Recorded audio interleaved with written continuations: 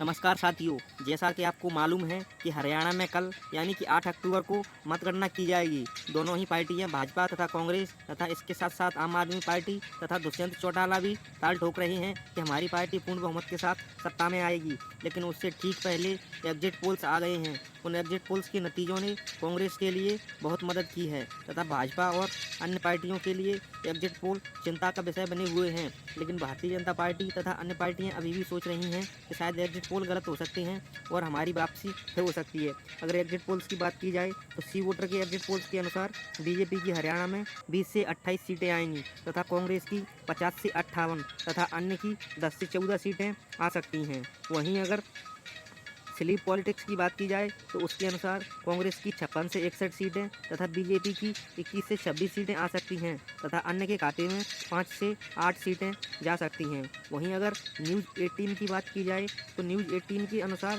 BJP की हरियाणा में 29 सीटें आ सकती हैं तथा कांग्रेस की 33 सीटें आ सकती हैं। वहीं पीडीपी की 6 और अन्य के खाते में 22 सीटें जा सकती हैं।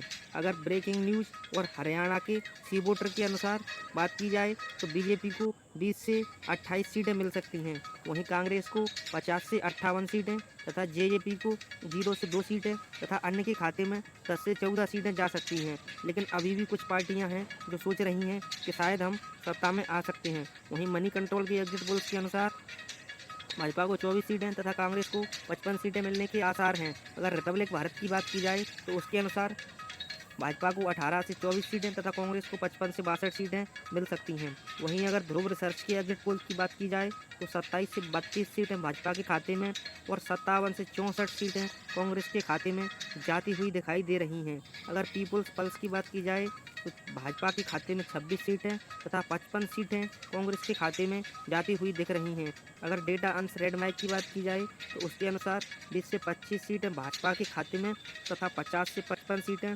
0 से 4 सीटें उन्हीं के खाते में जाती हुई दिखाई दे रही हैं। अगर वहीं न्यूज़ 24 चाणक्य की बात की जाए तो उसके अनुसार 18 से 24 सीटें बीजेपी के खाते में तथा 55 से 62 सीटें कांग्रेस के खाते में जाती हुई दिख रही हैं।